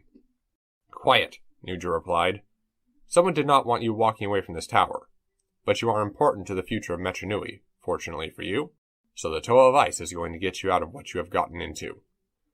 "Yes, I heard you were a Toa," said the Matoran grimly. "Now I'll never have a chance at a promotion." The Toa Metru ignored him. This puzzle was highly intricate, but it was designed to defeat someone who could not think ahead. They picked the wrong Toa, then, Nuju said to himself. It took an agonizingly long time, but finally enough blocks were cleared for Erai to slip out. He stretched himself and looked up at his rescuer. "I suppose you're wondering how I got here?" "Yes. You took many risks, Erai, and broke a number of laws. I should turn you over to the Vaki and be done with it. But I need you. Or rather, I need the Kanoka disc you have located." "Why should I give it to you?" Erai replied. That disc could be my ticket to a knowledge tower position. Nuju gestured at the pile of protodermis blocks. It was almost your ticket to a tomb. Think about the future, Eri. The Matoran spent a few minutes doing just that. Then he said, I get full credit for finding it? And no Vaki come knocking on my door? Vaki don't knock, Nuju reminded him. They smash doors down. And they keep smashing them down until they find the one you're hiding behind. You have a point, Eri agreed. Even if I didn't have to worry about them, there's still that big Rahi breath that walled me up here. Nuju and Eri headed for the chute that would bring them back down to ground level. Still shaken by his experience, Eri wouldn't stop babbling. I know why you're looking for the disc, Toa Nuju. It's the root, right? Root? The Morbazak plant. It has a king root. I found that out when I was researching the Great Disc. Stop the root, you stop the spread of the plant. But you need all 6 discs to do it. Then you will come with me to see the other Toa Metru now, Nuju said. There are more of you? And then we will go get the Great Disc. Oh, I'll tell you where it is. I'll even go with you. But you're going to have to retrieve it. From what I've learned, no one but a Toa Metru has a chance of getting that disc from its hiding place. I see, Nuju said. In fact, continued Eri, I might not get the knowledge tower job, but if the Great Disc is as hard to get as I think it is, your job might be open soon, Toa Vice. Neither one of them laughed at Eri's little joke. When they reached the ground, Nuju gestured for Eri to follow him. To the Matoran's surprise, they did not head for a chute station, but for the alley behind the tower. Where are we going? Knowledge towers do not crack by themselves, said Nuju. Well, sometimes they do, but this one did not. I am searching for the cause. Eri trailed along behind as Nuju walked up and down the length of the alley. Along the way, the Matoran peppered him with questions. What are you looking for? Does that mean anything? What does it feel like to be a Toa Metru? Do you think the Morbazak plant will wreck the whole city? Enough, Nuju snapped. The future will bring the answers to your questions, but only if you stop speaking long enough to notice them. That's what you always say, Eri grumbled. When it stops being true, I will stop saying it, Nuju replied. The Toa of Ice moved around to a shadowed portion of the tower. There, just below eye level, was the beginning of the crack that had threatened to bring the whole structure down. Peering closely at it, he looked for any sign of the tool that had been used. What he found was something quite different. The edges of the damaged area were melted and fused. In many places, the crystal had turned black. No Matoran tool had done this. It was a surge of energy. Troubled, Nuju knelt down to examine the ground. Crushed knowledge crystals littered the pavement. The Toa of Ice carefully sifted through them to reveal scrapings on the ground below. They were the marks of a 4-footed being who had stood right in that spot while he no doubt set his trap. Vakama was right, Nuju thought. This time. But who is this monster? Why is he doing this? Is he working for someone else? Or does he stand to gain somehow by all this damage? He rose and walked toward the mouth of the alley, not saying a word to Eri. The Matoran kicked at the knowledge crystal fragments before following. His thoughts had gone back to the missed opportunity of the Great Disc. If he could have gotten his hands on it, or maybe somehow tricked Nuju into getting it for him, Metru would have been at his feet. Now it would be back to running errands. Unless, of course, he could still find a way to get the disc after Nuju found it. Eri was still pondering that happy thought when Nuju stopped short. The Toa of Ice bent down to pick up an artifact, but Eri could not make out what it was. After a moment, Nuju turned around and held the item out. It was a small, intricate carving. What's that? Eri asked. I thought perhaps you could tell me, said Nuju coldly. This came from Metru. It's signed by Akmu the Carver. Eri shrugged. So? At the chute station, the attendant said he saw you talking with Matoran before you left for the knowledge tower. He couldn't remember who it was, but I think I know. It was Akmu, wasn't it? That's why there was a Metru carving tool in the station. He was careless. Must have been in a big hurry. Okay, so it was Akmu, Eri replied. We're friends. We play Akalini together sometimes. What does this have to do with... Listen to me, Nuju said, leaning in so close that Eri was chilled by his frigid breath. We are not playing Akalini now. All of Metru Nui is at stake. Now what did Akmu want? Eri broke and ran. Nuju frowned and used a minimal amount of elemental power to block the alley with a wall of ice. Stymied, the Matoran turned around. Wrong answer, said Nuju. All right. He said he wanted to carve replicas of the Great Discs as a gift for Taragaduma. He wanted to know all about them and figured I could get information from the knowledge towers. Is that all he said? Yes, Era answered, his eyes on the ground. Nuju could tell he was not revealing the whole truth, but there would be time to uncover it later. For now, they needed to return to Metru and meet with the other Toa. He turned and walked toward the chute station, confident that Era would be wise enough not to try to run again. What are you going to do about that ice wall? The Matoran asked. Will it melt? Eventually. Won't there be questions? I mean, how many Matoran know there's a Toa of ice around? It will give the scholars something to ponder, said Nuju. And before all is said and done, all of Metru Nui will know that Toa Nuju has arrived. Chapter 7. Narrated by Trajan M. Matau, Toa Metru of Air, knew all about chutes. He'd been riding in the transparent, magnetized protodermis tubes from place to place all his life, as had most Matoran.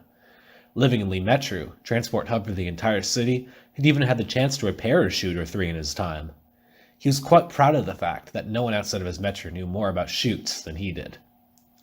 All of which made it even stranger that he was now hurtling out of control through a chute at a ridiculously high speed, heading for what was probably a very dead end. Outside the chute, the green and brown structures of Metru were nothing but a blur.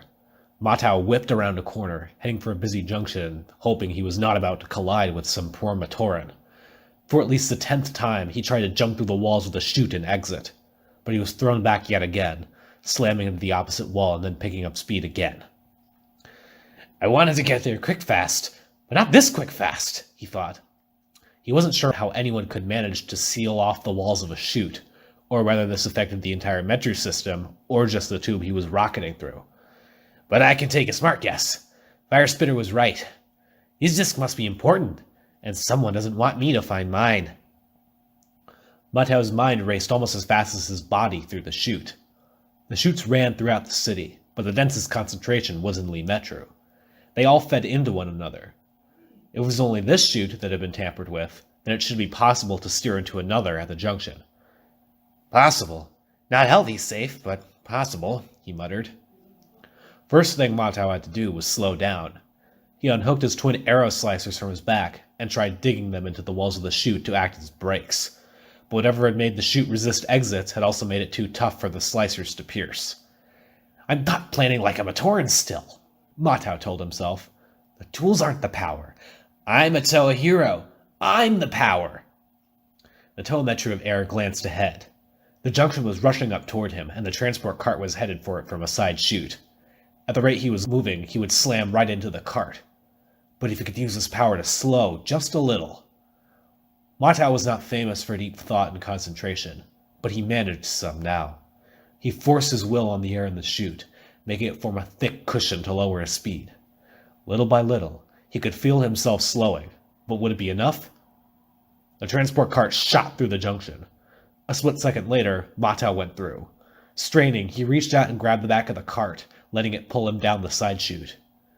The abrupt stop and change of direction almost ripped his arm out of the socket, but somehow he found the strength to hang on. It was only when he had traveled some way from his original chute that he let go and exited the wall. Then he waited until the world around him stopped going in circles.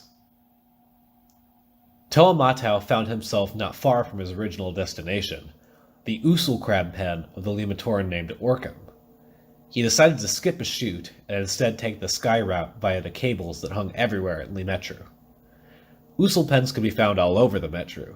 The carts they pulled transported goods too large or fragile for the chutes, or carried Matoran who preferred to travel a little more slowly. The large crowds were specially trained to obey the commands of their riders, although they had been known to get temperamental at times. Even from high above, it was easy to locate an Usul crab pen by the aroma. They were not the sweetest-smelling rahi around.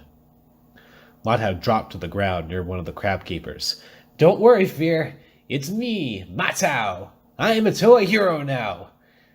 The keeper dropped his tools in surprise. Wow, you pulled some great jokes before, Matau, but this tops them all. This isn't a joke, Matau insisted. I was given this Toa stone, and I brought it to the Great Temple. There isn't time for this. I'm looking to find Orcam. Have you seen him? No, the keeper said, and I'd just as soon he stays away. He's been acting crazy. Said he found something on his route path, but wouldn't show it to anyone. He was going to bury hide it. Orcam always seemed like such a good writer. Who knew the pressure would get to him? Matow nodded. It would take too long to explain the situation, but he knew Orcam had not lost his mind. The Matoran had found a great disc, and knew someone would try and take it away from him. Maybe the same someone who had sabotaged the chute. So he's gone? He is, but his cart's here. Why are you so interested, Matow? Planning a trick joke on him? The keeper said, laughing. He already doesn't like you. I don't think you want to make it worse. Matow spotted Orcam's cart, sitting alone off to the side of the pens. Each rider kept a logbook of his travels during the day, and Orcam was no exception. Matow fished it out from under the seat and flipped it open, only to discover that the careful rider had written the whole thing in code. Matow was tempted to give up. Then he reminded himself that the other Toa Metru had probably made contact with their Matoran and were waiting for him. He couldn't show up empty-handed. Besides, finding Orcam in the disc would prove to everyone in Metru that he was a Toa hero. He sat down on the cart and began studying the code. Matow had known Orcam a long time. The Matoran was thorough, cautious, and meticulous, which made him a slow rider. Matow, on the other hand, had always been fast and reckless, which is why the two never got along. But the most important thing Matow remembered about Orcam was that he had little imagination. Once the Toa realized that, breaking the code was simple. Orcam had substituted numbers for letters, but it wasn't done in a particularly clever way. Deciphered, there were 3 entries, all dated the day before. Disk hidden. A wants disk. Moto Hub Sector 3. He's deep hiding in Sector 3, Matow realized. He's either a fool or very, very scared. Probably both. Matow jumped in a chute headed northeast. Sector 3 was just across one of the major protodermis canals from Ta Metru. It had long been known for the sheer number of chute malfunctions that took place there. These were blamed on everything from poor construction to just bad luck, until repair crews sent to the area started disappearing. That was when rumors began to spread that the Morbizak was behind all the troubles. Since then, all repair crews traveled with Vaki escorts. Even with that, the Vaki usually returned alone. And since the security squads were incapable of speech, they couldn't explain what had happened. If Orcam wanted a place to hide, he chose a dangerous one, Matow thought. Unless he thinks knows something I don't? Matow leaped out of the chute at his station on the outskirts of the sector. The area had not been abandoned. There were still plenty of riders and other Matoran to be seen, hard at work. But everyone seemed to be moving very quickly, and looking over their shoulders every few seconds. This part of Metru Nui wasn't ruled by Taragaduma, or the Vaki. It was ruled by fear. The sudden appearance of a Toa in their midst drew a lot of attention from the Matoran. They crowded around, asking questions, admiring his armor, and saying that now they were sure everything would be all right. Matow was having such a good time, he almost forgot why he was there. He was reminded abruptly when a transport manager came up to him and said, "You looking for Orcam?" "Yes, how'd you know?" "He came running through here a little while ago. He said someone might be following him, and if anyone asked not to tell him where they'd gone." "Then why are you telling me?" "Not that I'm sad complaining," said Matow. "Because you are a Toa," the transport manager replied. "I have seen Toa before, a long time ago, but never met one. I know the legends, though, how Toa are to protect us and keep us safe. Whatever Orcam is doing, I don't think he's safe right now. Do you?" Orcam had made straight for a long unused chute that went even deeper into Sector 3. Matow was about to follow when he noticed something on the support struts between the chute. Something had been scratched into the solid protodermis. Matow knelt down to take a closer look. The carving was relatively fresh, made with a sharp instrument. It had left behind protodermis dust in the scratchings, but not dust from the strut. This looked more like dust from Po Metru. Carved into the strut was a single word. Puku. Matow read it once more to make sure he wasn't mistaken. Under ordinary circumstance, he would have dismissed this as some Matoran's idea of fun, leaving a mark behind on a chute. Matow had done that sort of prank himself in the past, along with hundreds of others. But this was no joke. This was a message. Puku was the name of Orcam's favorite Usul crab, the one he had been writing for as long as Matow could remember. The Toa doubted Orcam would have taken the time to scratch this into the strut. "Someone else, then?" he said to himself. "As a code sign?" Without hesitating even for a moment, Matau jumped into the chute and began to follow the trail of the missing Matoran. The farther one traveled into this portion of Metru, the more the buildings, chutes, and cables seemed to crowd in. The residents were fighting a losing battle against the Morbizak here. It was obvious that even the Vaki were not venturing this far, because Matau spotted at least 2 nests of insectoid Nuirama on rooftops. Normally, they would have been netted and shipped off to the archives long ago. Matau could see the chute change direction sharply up ahead. To his trained eye, it was obvious the chute had not been built that way. Someone had rerouted it and not done a very good job. Still, the cylinder of energy held as he tore around the corner and went flying into the air. Of course, badly fist-patched chute, cut severed end, why am I surprised? He landed hard amid a tangled nest of transport cables. These cables helped feed energized protodermis into the chutes and chute stations, not to mention being great fun to swing from. Matau was puzzling how he would ever untangle them when he noticed something in the center of the tangle, looking like it had been caught in a Fiku spiderweb. It was Orcam. "Ryder!" Matau said. "How did you get yourself in this trap snare?" "I didn't. Someone put me here," the Matoran replied. "Now please, get me out!" Matau worked as quickly as he could, unknotting the cables, but being careful not to tighten them around Orcam in the process. When he was done, the Matoran practically fell into his arms. "What happened?" Matau asked. "Where's the great disc?" "Not here. I wish it was. I wish I could give it away right now with all the trouble it's caused me," Orcam said, his voice filled with exhaustion. "Ever since I found it, I've been followed by 2 beings. One huge, one with 4 legs. Not to mention having Akmu on my back about it. Then I got this message." He handed Matau a small tablet. It read, "The disk you found is vital to the security of the city. Bring it to Moto Hub Sector 3 and take the marked chute." "But you didn't bring the disk," Matau said. "I thought it might be a trick. Maybe they wanted to follow me to where it was hidden. No sooner did I get here than these cables snapped tight around me. I heard a voice say that someone would be along soon to talk to me. But no one came until you, Matau." "You know who I am?" Matau said, surprised. "Of course. Only you would be foolish enough, reckless enough to come after me here. You are a danger to everyone on the road as a rider, and you will probably be a danger as a Toa, too.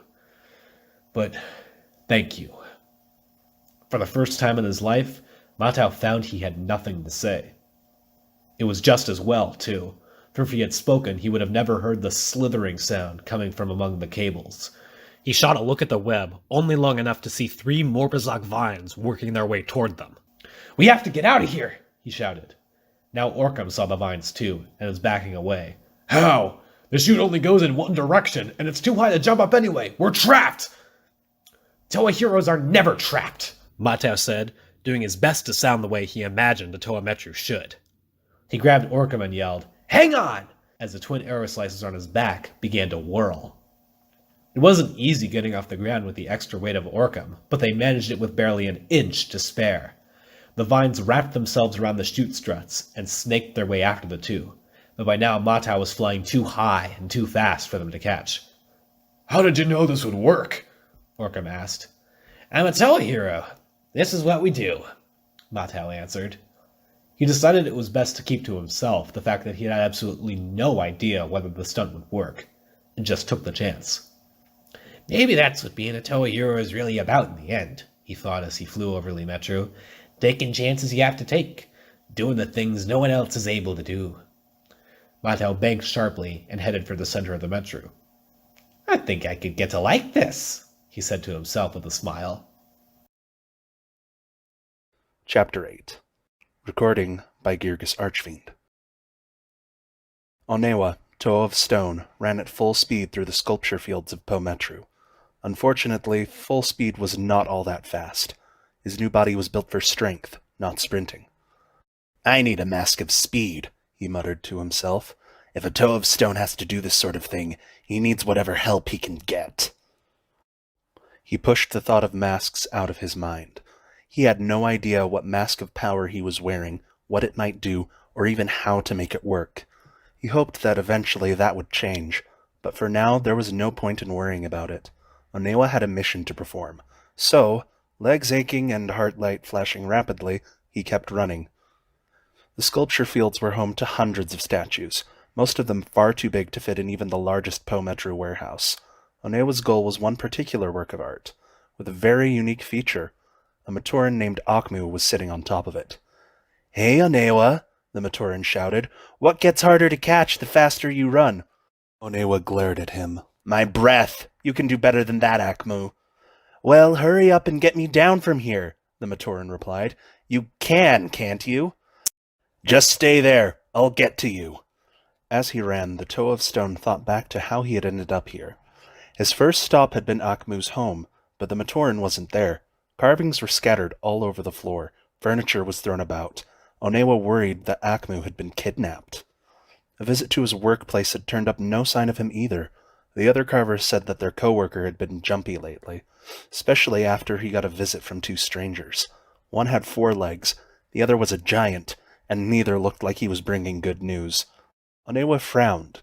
The description sounded a lot like the hunter Vakama claimed to have seen, although there was no telling who the brute with him might be. Still puzzling over that, he opened Akmu's carver desk. Inside it was a jumble of items. Onewa spotted not only Po Metru carving tools, but equipment from Ta Metru, maps from Li Metru, and assorted items from other parts of the city. It wasn't illegal to have any of that, of course, but why would a Po Metru carver need it? Then again, maybe it all means nothing, Onewa thought. The two strangers could have been some new kind of Vaki that Taragaduma has put in service. The items in his station could be souvenirs of some kind. I mean, what are the chances Akmu has a great disc and hasn't told everyone he knows about it already? I don't think Vakama had a vision. I think he was just seeing things. There were still questions to answer, though. Onewa had stumbled on a hidden map of the sculpture fields on his way here. One spot was marked, and it was the very same spot at which Akmu was waiting now. Who wanted him to go there, and why? Onewa reached the base of the statue. It was a very long way to the top. Taking a deep breath, he dug his 2 new tools, called protopythons, into the stone and began to climb. Akmu leaned over the side and watched. Then he said, "So, how did you do it? Really?" "How did I do what? Make yourself look like a Toa." "I don't just look like a Toa," Onewa snapped. "I am a Toa." "Oh," Akmu said, so quietly Onewa could barely hear him. "I see. You must be one of the 6 then. And you were looking for me? Is that why you came out here?" Onewa dragged himself a little further up the side of the statue. "Yes, I came out here because a fire spitter has been standing too close to his forge and told me I should. He said you had a great Kanoka disc." Akmu shook his head. "I don't know anything about any disc. I'm a carver." With one last effort, Onewa pulled himself to the top of the statue.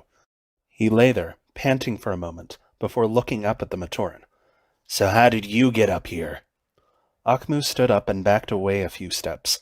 Suddenly he seemed nervous. I just came up to..." The Matoran's eyes went wide. "Ndidiki!" Onewa turned around just in time to catch a fleeting glimpse of a 4-legged creature on the field below, vanishing behind a statue. "Who is..." he began, looking back at Akmu, but the Matoran was gone. Onewa leaned over the side and saw Akmu climbing swiftly down on a series of spikes wedged into the statue.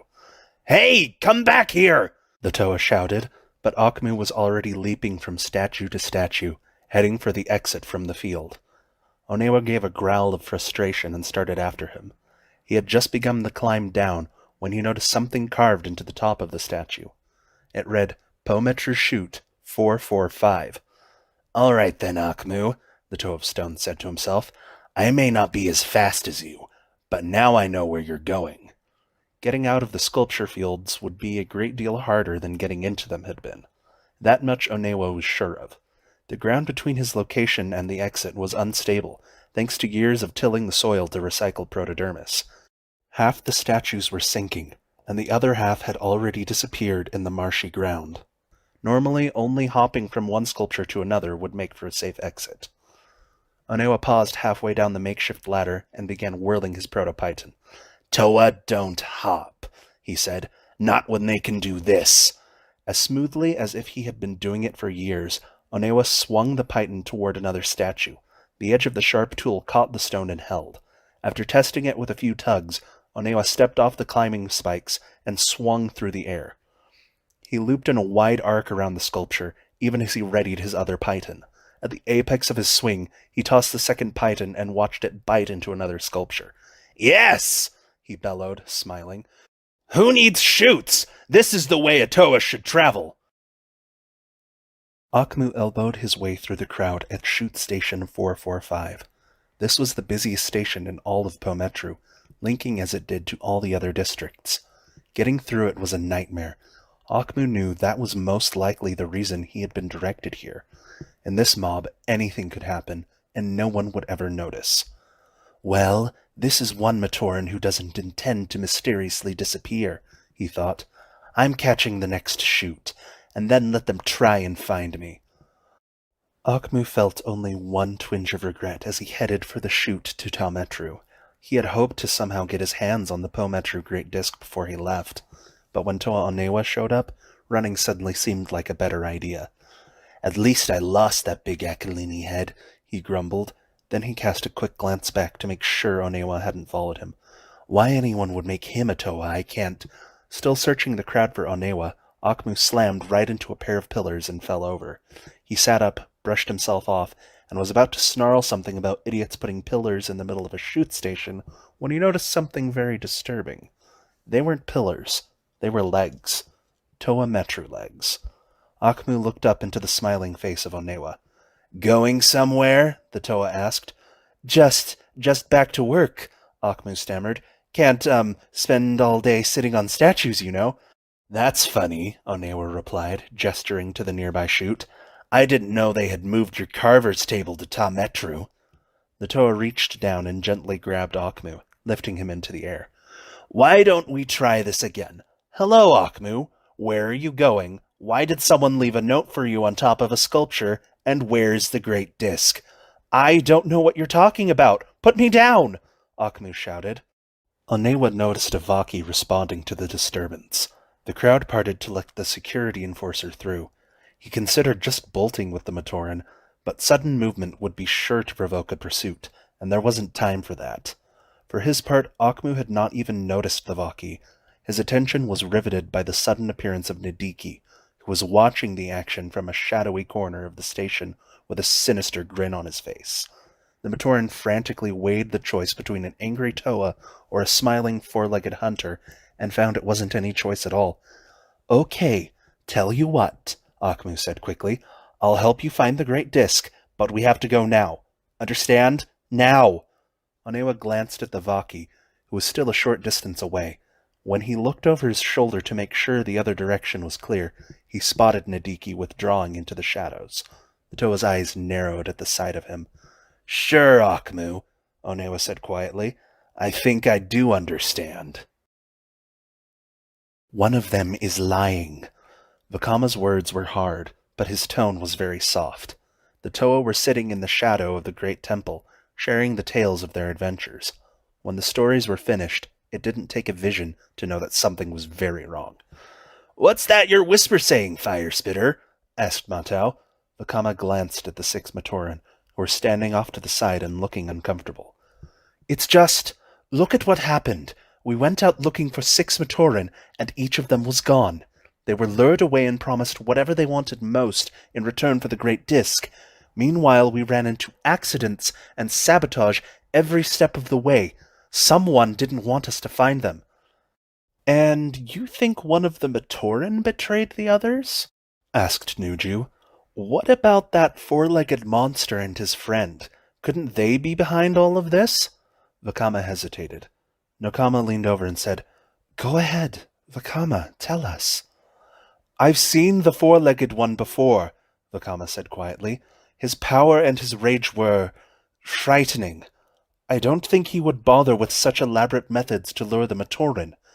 He would have just taken them." "But which one can it be?" Nokama asked. "They all knew where to find the Great Disc. They all had reasons to dislike one of us. If anything, we have too many clues. Notes from Akmu to Vizola, notes from Vizola to Tahuti, Ta-Metru tools, Li-Metru chute maps. Where do we start?" "You are looking at what they have in common, Nokama," said Whenua. When an archivist is trying to solve a mystery of the past, he looks for what is uncommon, out of place, what is different about one of them. Nuju frowned. Old methods won't solve this, historian. No, Whenua has a point, said Nakama. For example, each of the Matoran recognized us as Toa Metru.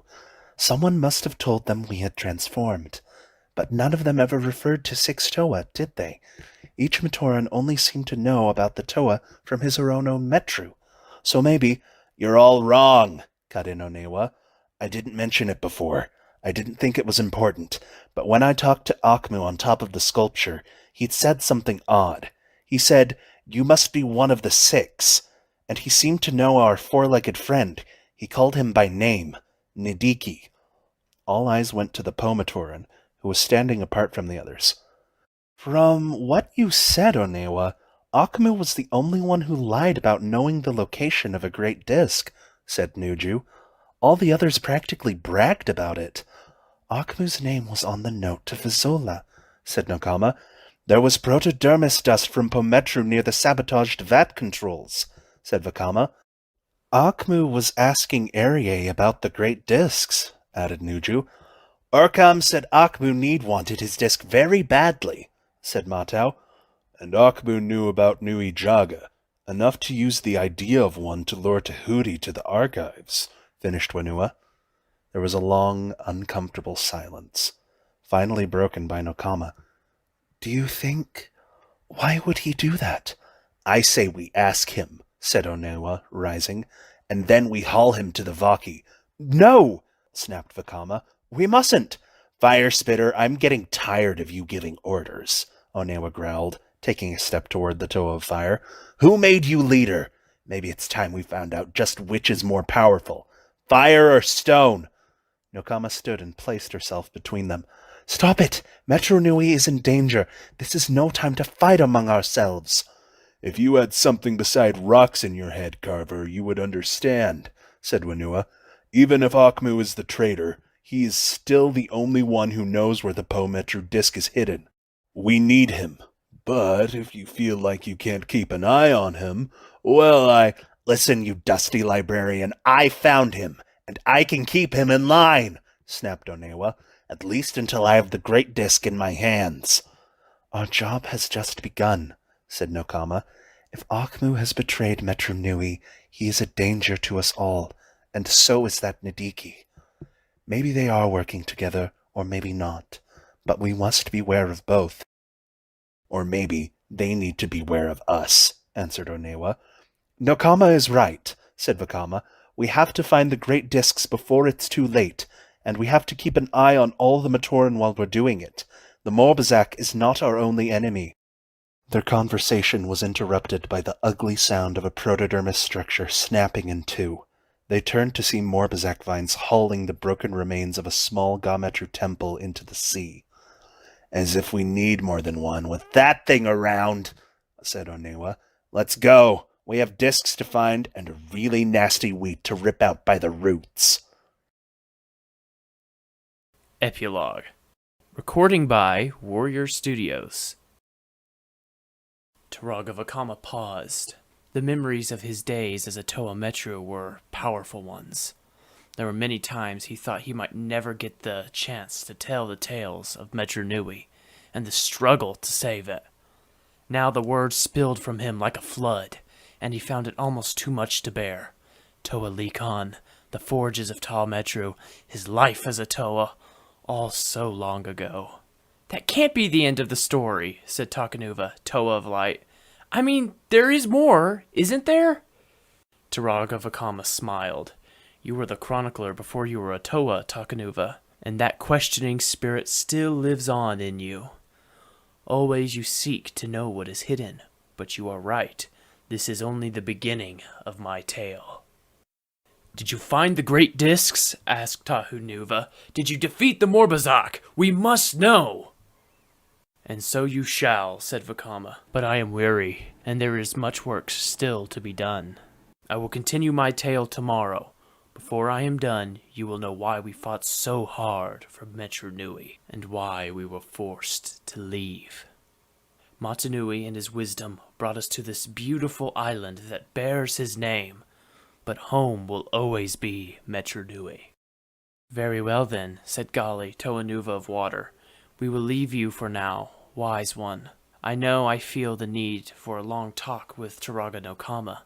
I am sure my brothers have similar ideas." "Indeed," answered Kopaka, Toanuva of Ice, quietly. "There have been far too many secrets kept on this island." The Toanuva filed away, heading in different directions. Only Takanuva remained behind with the Turaga of Fire. "What troubles you, Toa?" asked Vakama. "Was my tale not what you expected?" "It's not that," said Takanuva. "I have been a Matoran, and now I am a Toa, and yet I still do not remember this city of Metru Nui. Why?" "You will learn all in time. Perhaps we should have shared all of this with you long ago, but we felt it would be cruel to remind you of a home you might never see again." Takanuva nodded. "Perhaps that was wise, Turaga. But tell me, when you lived in Metru Nui, was it wonderful?" "Wonderful and terrible," said the Turaga. "I fear that when I have finished my tale, the Toa will have learned the true meaning of darkness." End of the book Mystery of Metru Nui.